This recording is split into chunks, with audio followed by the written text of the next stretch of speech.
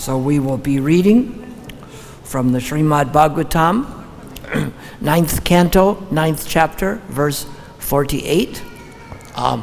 My name is a difficult one to pronounce. No one else uses it. It is a son of Krishna and Mitravinda, which was given to me by Prabhupada on March 27th, 1971 at the Cross Maidan Festival. And in Sanskrit, it's pronounced Kshudy, because it's the Ksha letter. It's not Ksha and it's not Sha. But some people call me Kshudy, some people call me Kshudy, and in Bengal they call me Kudi. But whatever we are called, we should, and since it means hungry, you can call me anything, but don't call me late to prasadam. So first we will start with the invocation. Which invocation do you want? One invocation is the first words of the first canto of Srimad Bhagavatam. There's another invocation which is the first words of the second canto.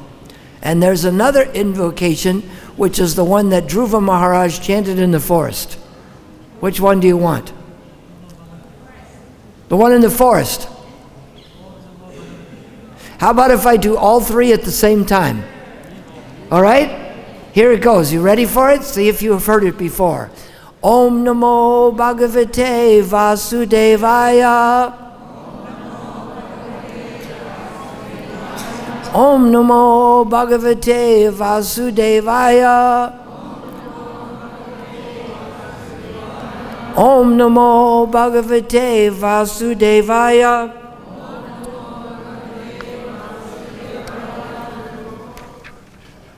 Okay, here it is. Iti Vyavasito Puja Narayan Grihitaya Hitvanya Bhavam Agyanam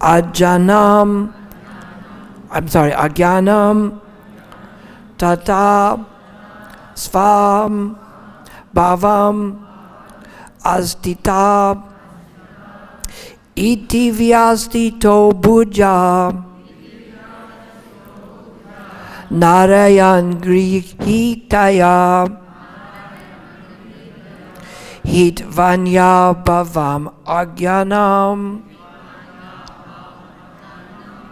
Tatasvam Bhavam Astita. Word for word translation.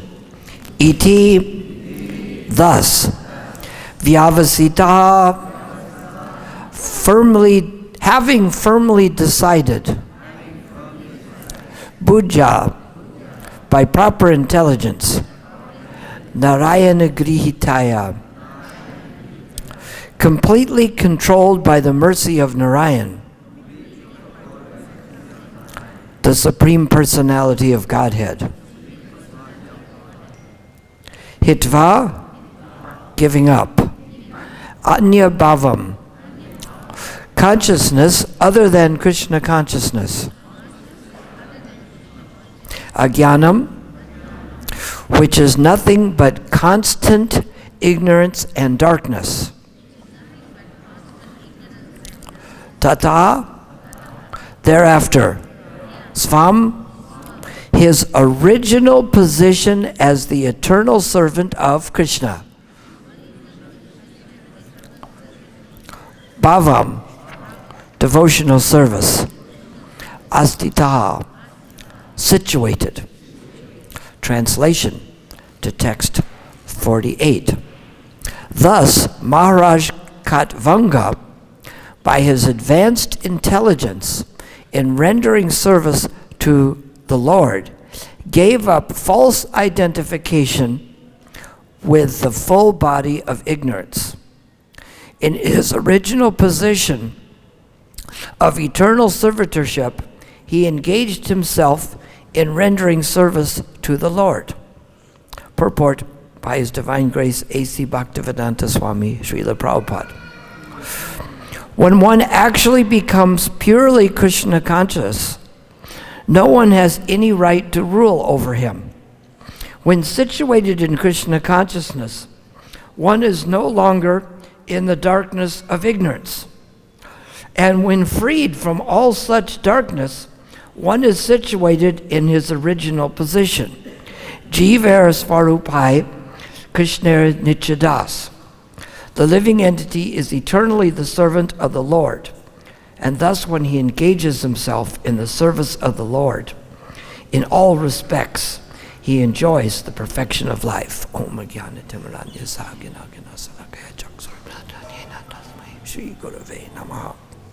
So today we will discuss the process of deciding something. We will discuss intelligence. We will discuss the windows of opportunity and tragic situations, how they can come to our benefit and how we can use those in our own life. We will talk about becoming free from the qualities of ignorance, and we will talk more about our original spiritual position. Why will we discuss these topics? Somebody have an idea? Why? To just pick them out of a... Where did I pick these topics from? I'm sure you derived them from... Say it louder, yes. From the verse and the purport. This is the idea. When we discuss something, it usually goes a lot better if we discuss the ideas that are in the verse and in the purport.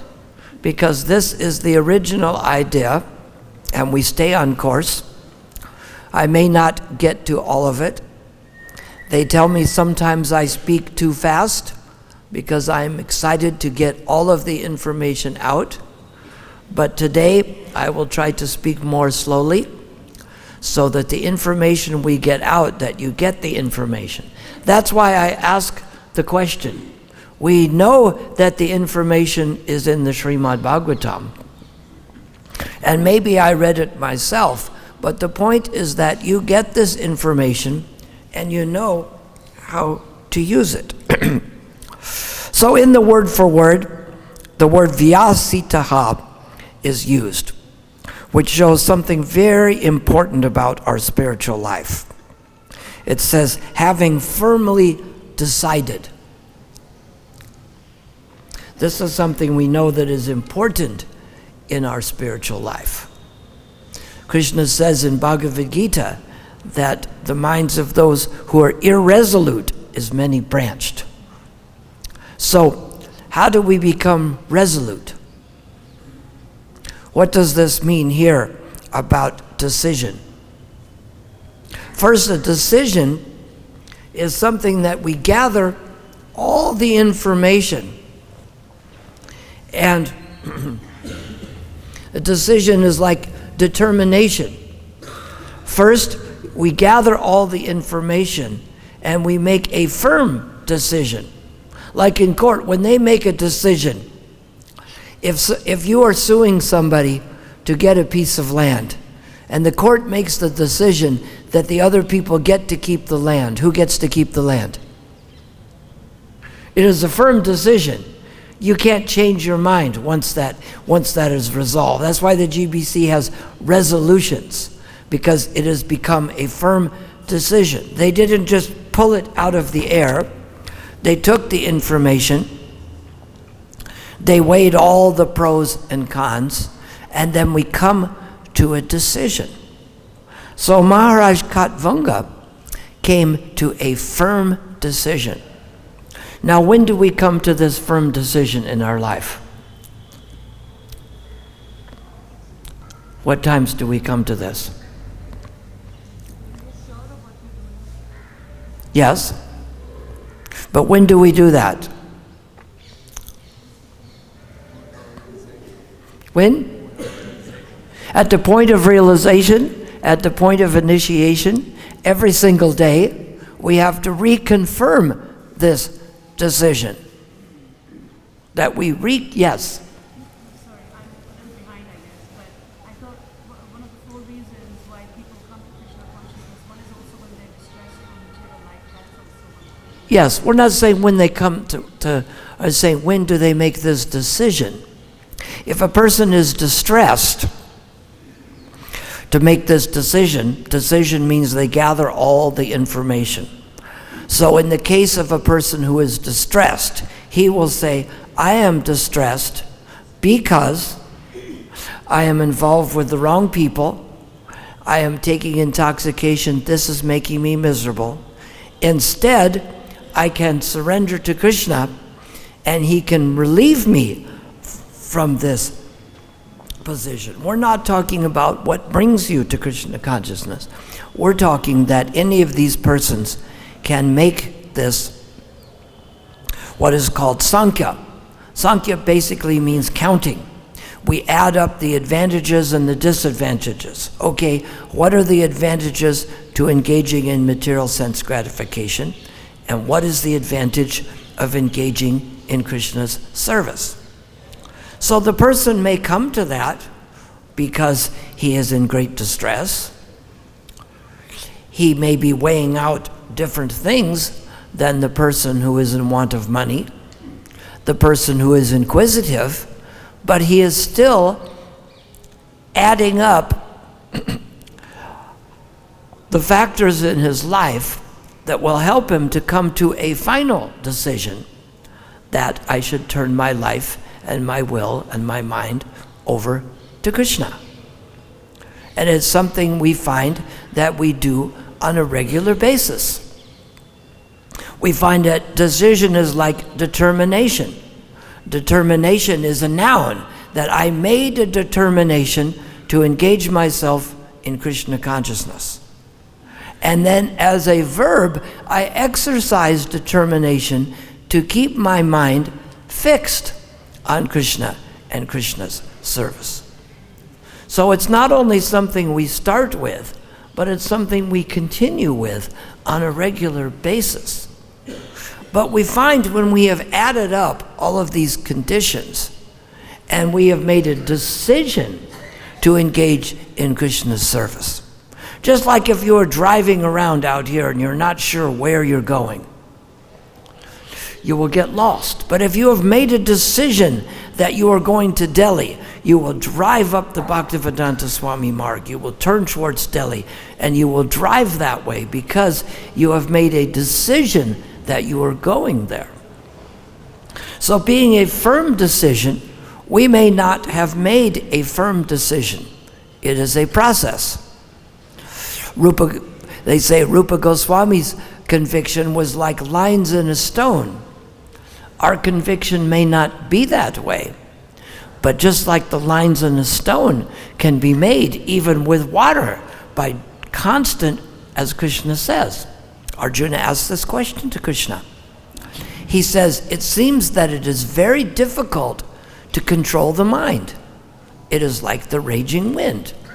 And Krishna says, but it is possible by constant practice and detachment. So by constant practice and by reaffirming this decision, it will become a firm decision and it will become fixed like those lines in the stone. We may not be there today, but it is a process to understand what this firm conviction is. And part of making this decision is we see what happens. We take a quick look. What happens when I engage in the mode of ignorance? These things are well explained in the Bhagavad-Gita, that in the mode of ignorance, things are miserable from the beginning, and they're miserable later. And in the mode of passion, it's pleasure in the beginning, but poison in the end. Now we think that's the best one because we get something right away. Just like you can go to the bank and borrow money for maybe 8-10%. And I say, hey, I'll loan it to you right now, but I'll charge you 30% and I'll break your legs if you don't pay it by the end of the week.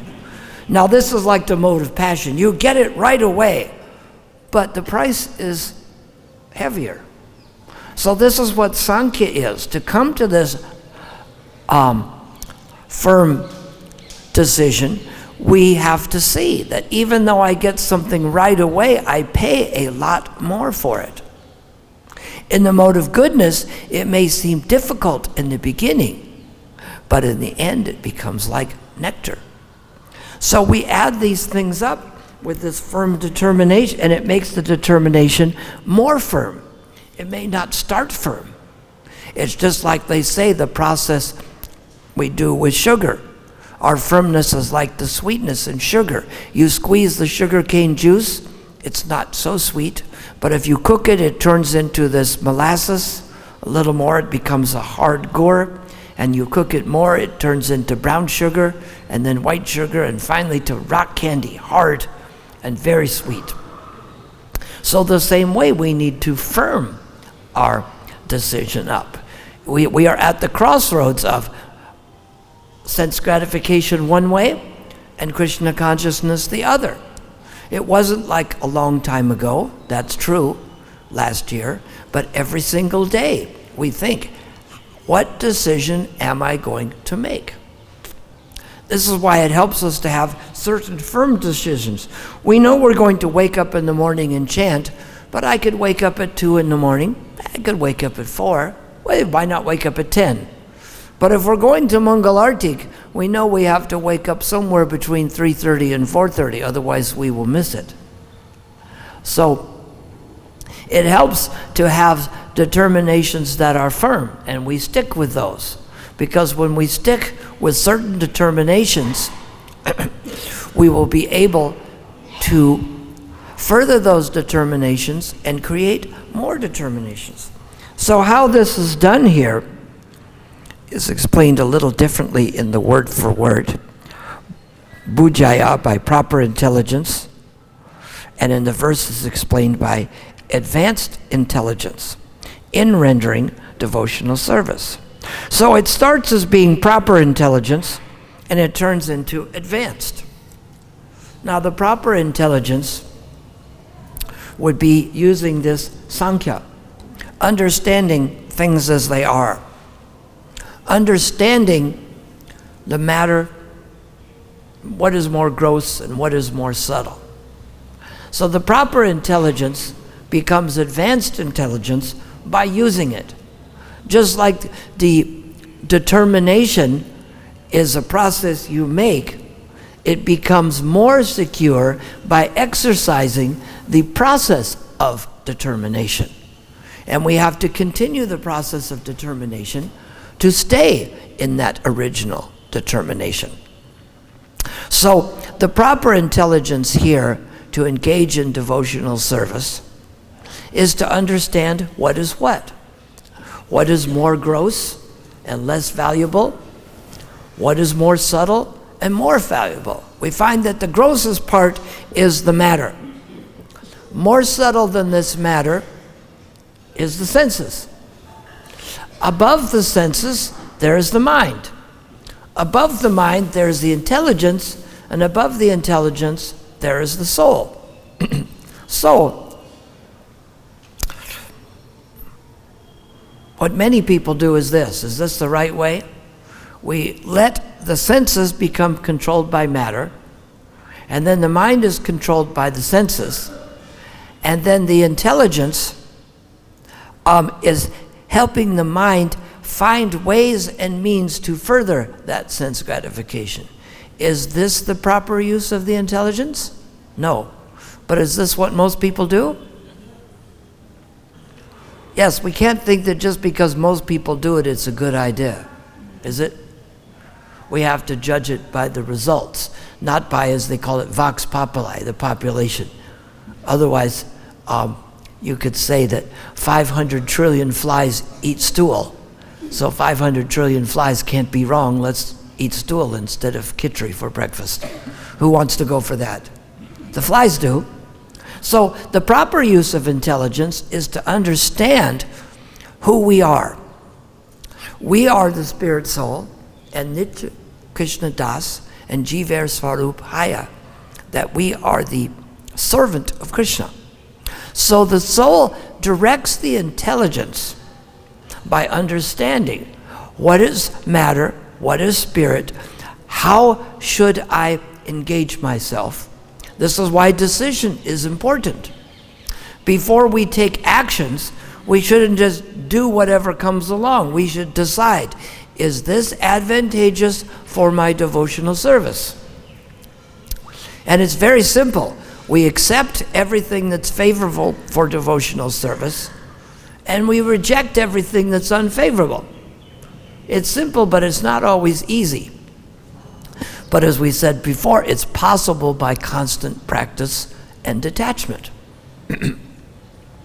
So, is given the story as like the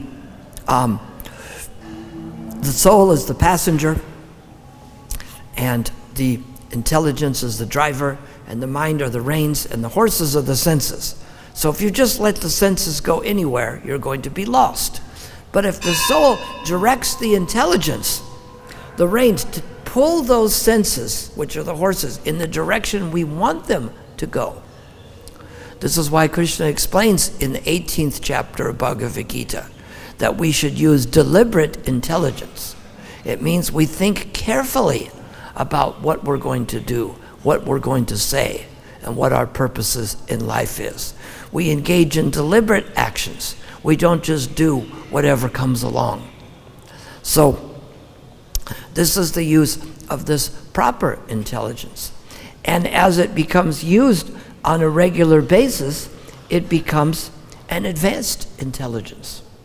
That we see the proper ways to serve Krishna in the best way. We see that not only we pull our mind back under the control of the self. Krishna says this is how this works in the 6th chapter of Bhagavad-Gita. He says, from whenever and wherever the mind wanders, we should pull it back under the control of the self.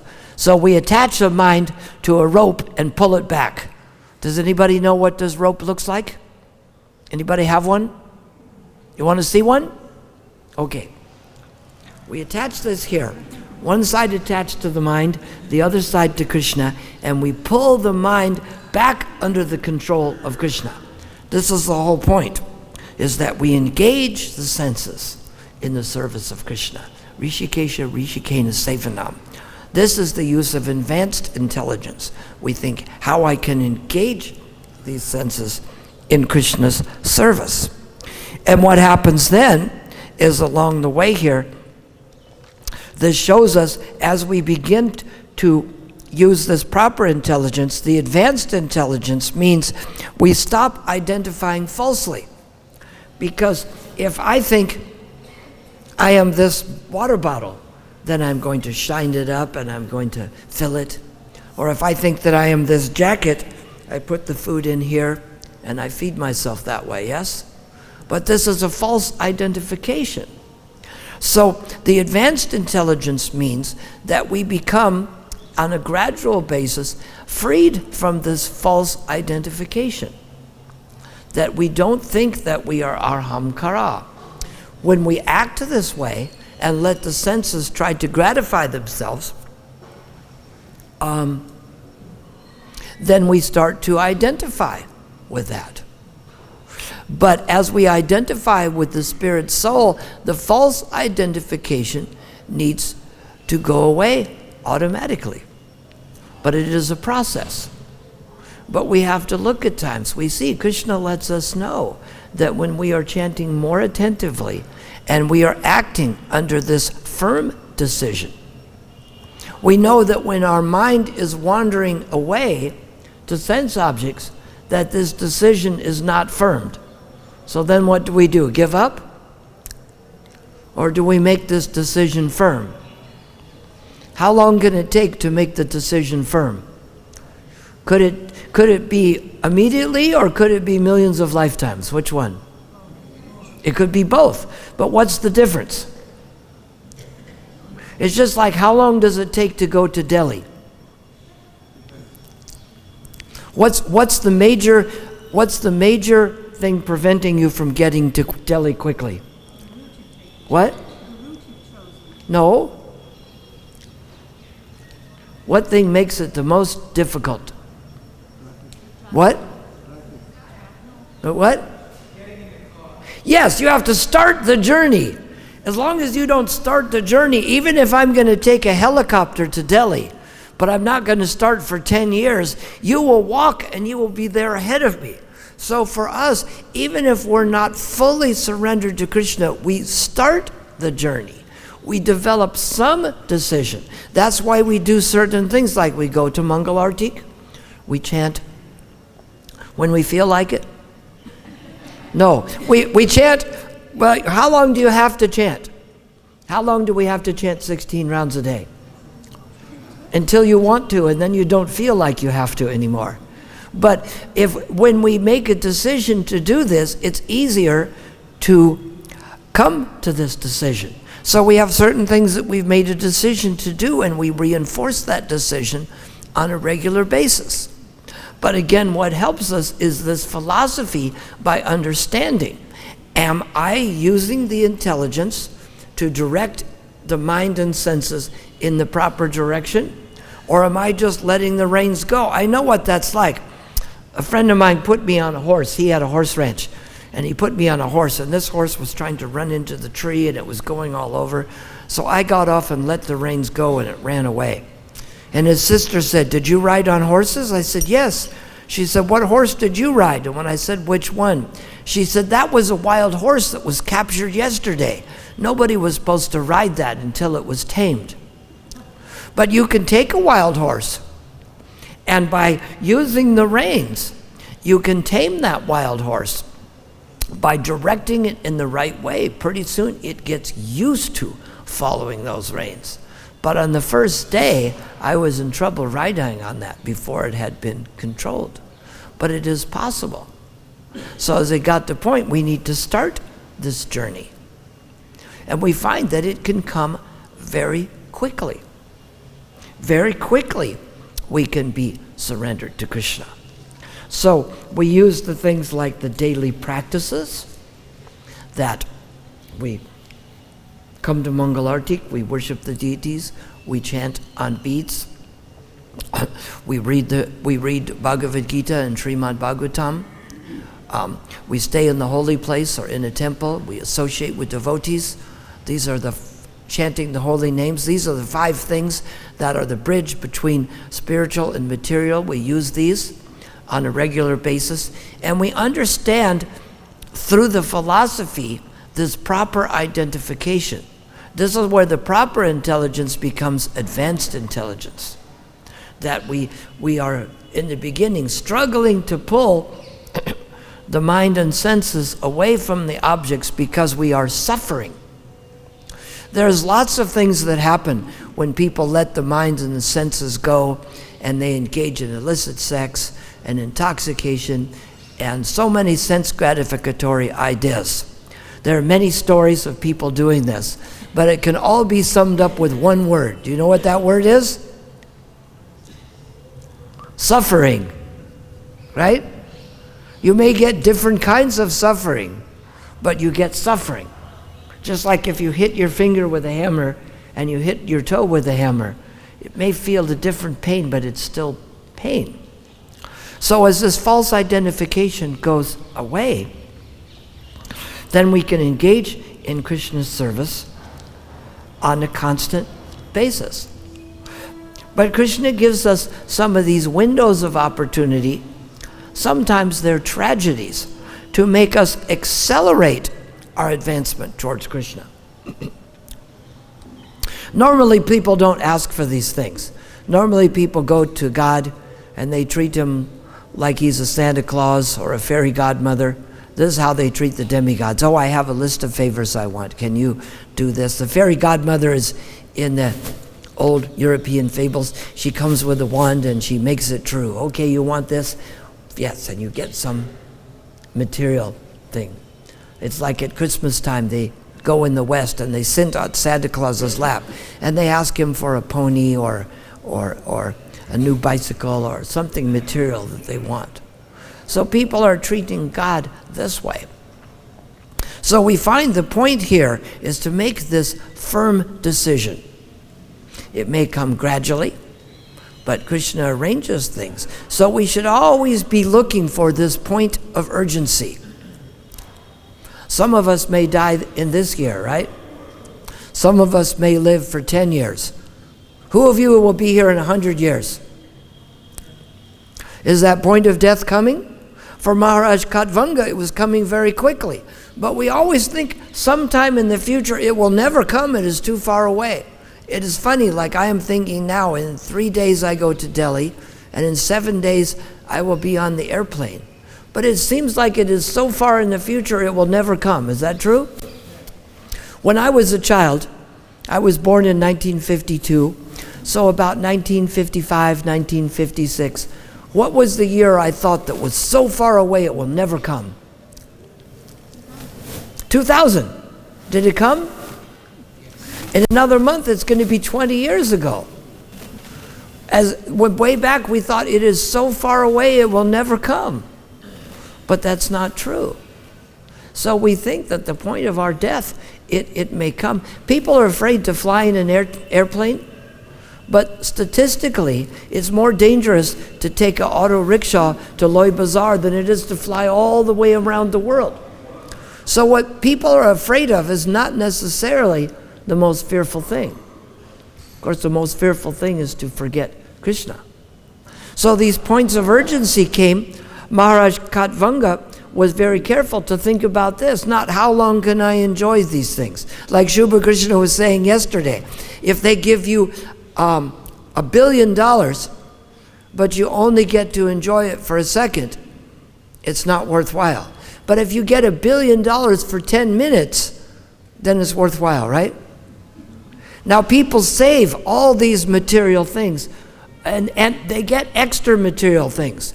They get like 5 times as much as they need, because when you die, you only get to take 20% of your money with you. Is that correct?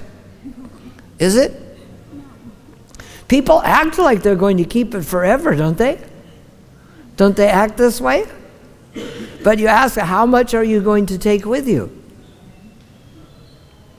Right? As they have more money, they get a better room at the hospice or the nursing home before they go away. So we can think of this point of urgency like Maharaj Khatvanga. He knew he was going to die soon, so he thought, let me surrender to Krishna right now. We know we could die at any time. Or if we don't surrender to Krishna and the senses take us away, we die a spiritual death. We find that most of us don't like to suffer. Some people even pray for these difficulties. Some people have all kinds of material opulence, but they welcome the chance to give it up if it's going to give them this firm determination and this firm surrender to Krishna. Maharaj Khatvanga didn't look for any of these objects, because how long can you enjoy them? They're not going to be here long.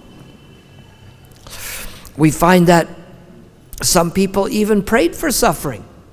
Kunti Devi realized that if the point is to make this firm decision and to surrender to Krishna, if the suffering that comes makes you surrender to Krishna, then this is a good thing, isn't it? Like if I tell you, I want to slap your face, what will you say? If I say, but every time I slap your face, I will give you a lakh of rupees. Now how many times do you want to be slapped? What? What? A lot of times, right?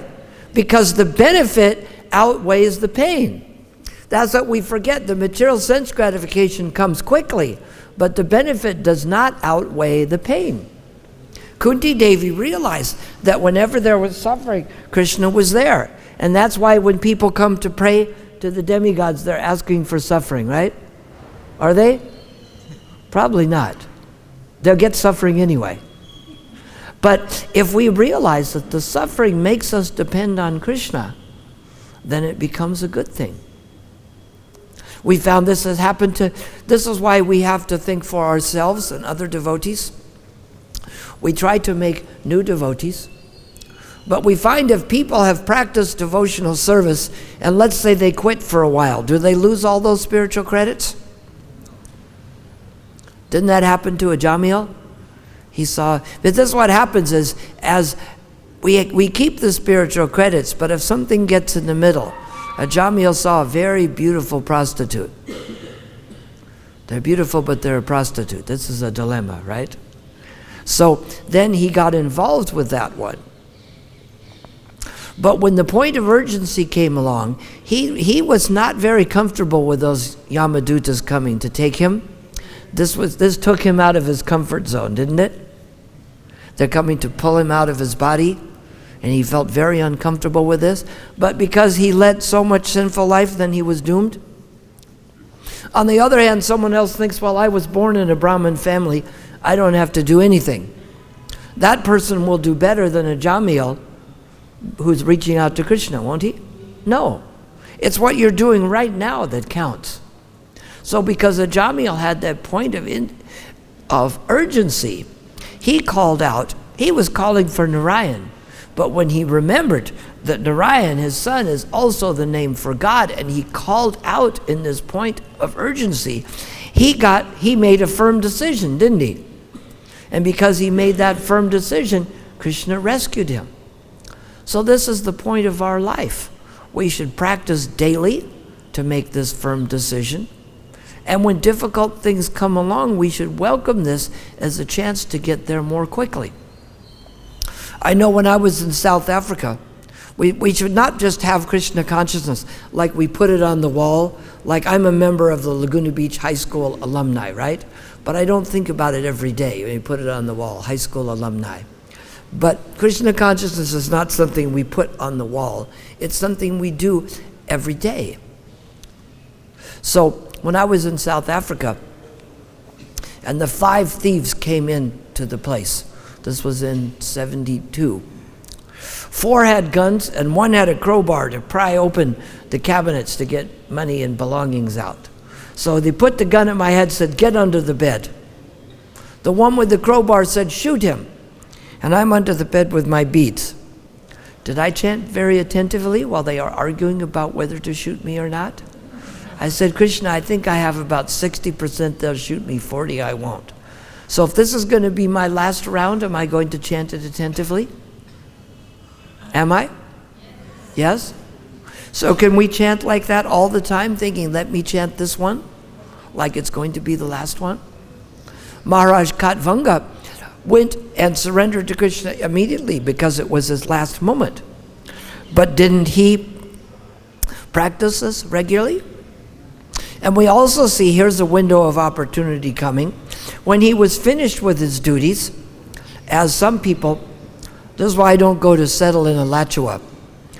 When our duties are done, we don't think, well, now let me settle down in the golden years. I can settle with my wife, and I can just watch the TV. We can watch the repeats of the reruns. That way you know what's going to happen because it's the same thing all over. And it was just like last week's version. And the juice gets less and less. You're chewing the chewed. Is this the way we should live? Or should we go to try to help people learn Krishna consciousness? Come to Vrindavan to get some Krishna consciousness? Maharaj Katvanga could have said, let me get now that my duties are done, let me go home and enjoy for a while, short while. But it always seems like it's going to be forever. But that point that would never come, as like the year 2000 passed almost 20 years ago. I thought that will never come. So, which do we do? Do we settle down and just enjoy a comfortable life? Or do we try to make a firmer decision? Do we try to up our game, do a little more for Krishna?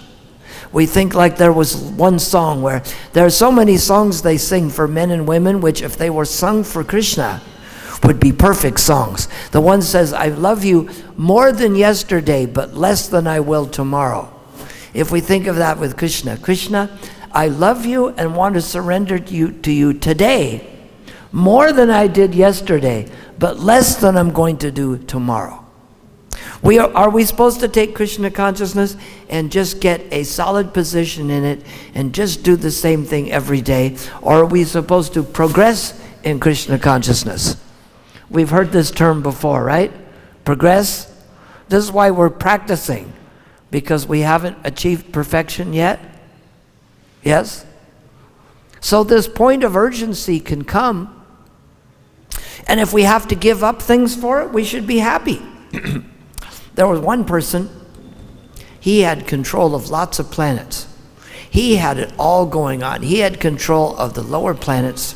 He even went to Indraloka, where they had such opulences, they had 100 million airplanes there. And he was taking over the whole thing. His name was Bali Maharaj. You've heard of him before? And he was just about to get it all. This little Brahmin boy came along, said, I want a gift from you. He says, well, I'll give you so many things. He says, no, I just want 3 steps of land. So his guru Sukracharya said, don't give it to him, he'll take everything. But he thought, if Vishnu wants from me, should I argue about giving it to him? If Krishna shows up and says, I want this from you, do you argue about it? He had all this going on. He said, I'll give you 3 steps. The 1 step covered the material universes. The 2nd step broke through to the causal ocean. And he says, put the 3rd step on my head, and he still got arrested. So does this seem like a good idea? It sounds like he should have just kept it all for himself, doesn't it? But when we give to Krishna, when we surrender, we become a winner, not a loser. So we do 2 things. When these points of urgency come along, when they ask us to donate to a special project, when we think they are going to kill us, when we know that some danger may come at any moment, then we make this firm decision to firm up my Krishna consciousness and surrender. And we might as well practice in the meantime. You know, if I've already, one of the things that makes it hard, we do 2 things. Just like, why haven't I learned to play any cricket? You know why? I didn't allocate any time for it. So in the beginning, we allocate the time for chanting rounds. Maybe they aren't pure Krishna Prema rounds, but if we've allocated the time, then it's easier to work on perfecting it. So first, we allocate the time to surrender. That's part of our firm decision. And then as we're doing it, we try to do it better every day and think that when I am chanting, just like today, when we had a discussion, we discussed the things that were in the verse and purport. So when we are chanting the names, we should be thinking about those names. And when we're offering food, we should be thinking, I am offering this to Krishna. And it shows us that we can wander away for millions of lifetimes. But that's why we find we want to take the old devotees and bring them back, because they are like a jamil. It is like if you have a whole lot of money, but it's buried somewhere. It won't do you much good. But if you find that money, so the people who have practiced Krishna consciousness is like having money buried, or money in the account that they don't know where it is. But once they retake up the process and surrender to Krishna, is like finding that bank account, finding the buried money. So on one hand, we should practice Krishna consciousness and not let ourselves fall away. But if our mind has drifted away, or if people have drifted away, then we come back, because it is like finding that lost treasure.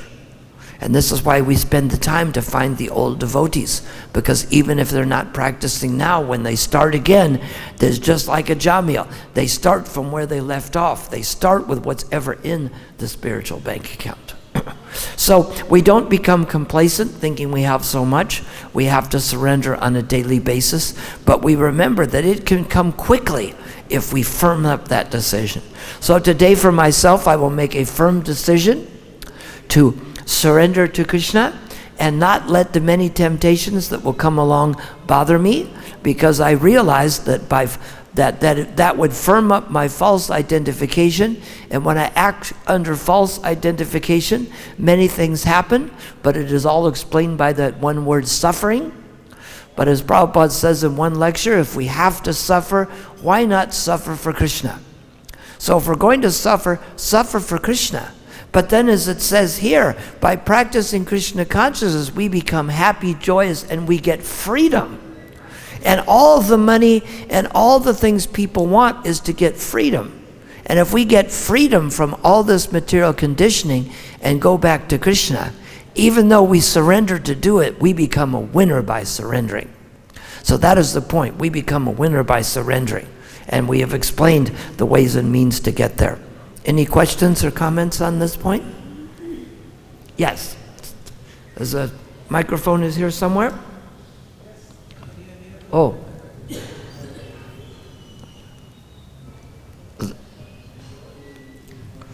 Thank you for your very enthusiastic class. It was really fun as well. But when you were asking that, how did you chant when you were under the bed when they had all of that situation going on? And you said how wonderfully you chanted each round as if it was your last. And then you said... It was. Sorry? It was going to be my last. Right, it was. Yeah. So, and you said, can we chant like that every day? And I don't know what everybody else was saying, but I was saying, no, I don't manage to do that. Oh. So how'd you get that feeling? Just, We've had it all our life. this is the idea, is it's like progress. And here's what, anartha nivriti comes when we're like 60-70% detached from material things. So in the beginning, maybe you don't start as a pure devotee. But we have to remember that even if somebody has a husband or wife or children or a job or a house, that they have to be more dependent on Krishna than they are on all of those other things. If we're more dependent, if a man is dependent on, let's say he finds a girl, he doesn't marry her, becomes responsible, but he's so dependent on that girlfriend, and then that girlfriend goes away or dies, then he does intoxication because he was dependent on it. So what we have to do is try to become more dependent on Krishna. We try to set aside the time where we're chanting in the morning. We use the computer later, because it's true that we may have to drive and we may have to chant rounds and we may have to use the computer to check emails, but we should not do them all at the same time. Yes, we don't do them at the same time. So we make progress. From wherever we're at, we say, Krishna, let me surrender to you. And as it says in the 4th chapter of Bhagavad-Gita, one of the process is offering the fire of hearing, offering the process of hearing in the fire of the controlled mind. So by doing the hearing, we're automatically surrendering and offering it in the fire of the controlled mind. So we try to hear more attentively. It's a process. That's possible, isn't it? We start from now. What we did, like Ajamil does, oh, I did so much mistakes. No, what I do now is important. It's a process. And then we can also do on special days, do special time, like sometimes on Ekadasi, I'll go up to a special spot on a mountain and take some nuts and raisins and chant all day. You know, you take some special days and really dedicate to chanting. It also helps to wake up early, because then you wake up and you pay your obeisances to the spiritual master and say, I'd like to sleep late, but I am surrendering now, because if I pay my obeisance to you, I can chant more clearly later. Is that clear? Progress, not perfection, comes later. We have to be happy if we're making progress, even though we want perfection. We don't become complacent, but we don't worry if we're not perfect. Yes? Yes. So, one of my friends, he was the movement for a few years. Yes? And later on he thought, let me go and enjoy outside. Yes? And when the time comes, I'll come again. So what do you recommend for him? Does he do any Krishna consciousness at all? He was few years doing Krishna consciousness. That's one thing we need to do with people, is that we need to not make people feel embarrassed. Like Pancharatna's been away other places. You know, oh, it's so good to see you. I go, where have you been, right? Or if somebody's been in another country, they go, where have you been? How come you weren't here? Well, I was in Mayapur. You're just glad to see people. You don't ask, where were you? So I'd sure like to see you at the temple. You know, we don't assume that because they were somewhere else, they did something wrong. Maybe they weren't. Like Pancharatna was in Mayapur. Someone else was in somewhere else. And maybe someone was engaged in sense gratification. But we say, oh, we're just happy, come and do a little with us. And here's the trouble people have, even though they promise to chant 16 rounds, they should. But let's say they can only chant 8. Does that mean they shouldn't chant at all? It's not perfect, but by chanting 8, it makes them think, boy, I have to get back to 16. So this is why we study the 4 kinds of people, is we have to understand where people are at, and we try to be helpful. We don't point out what they didn't do. This is why we have aversion to fault finding. We try to encourage them just to come and spend time with us. Do a little. Say, don't go to all of it, just come to Guru Puja then. Or just come to Mangalartik, and if you're tired, go back to rest. Get them to come and do a little. Right? You start with a little. Sometimes I meet that person, I tell him, what you are doing is not good. Why don't you come back? Well, see that, it's just like the one guy from the bank. He wanted to open a bank account and he couldn't do it. And then he tries to sell me a kilo of gold over the phone. You don't try such a big thing over the phone, right? I'm not going to buy any kilo of gold. And so first, just like when we're talking to people, we tell them, come and visit our temple. Take this book home and read it. We don't try to convert them right there. So we don't say come back. Say come back and visit us. Come spend some time with us. Don't get them to make such a big decision all at once. It's just like with sales. A good book distributor is like Vaisheshika. They don't say, give me money, I'll give you a book. First they get their attention. Then they spend time showing the value of it. And then they try. So tell them, come spend some time with us. Don't try to make them make such a big decision. Get them to come and spend some time.